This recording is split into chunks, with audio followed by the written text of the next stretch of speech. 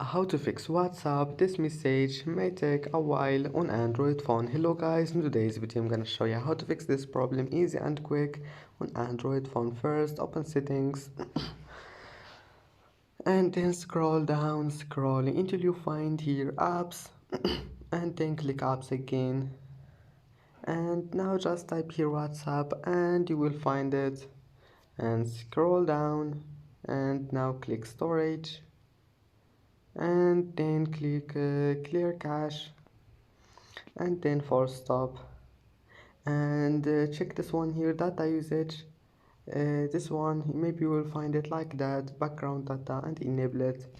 And now just go back and try again, and your problem must be fixed. And that's it for today's video. Don't forget like and see you in the next video.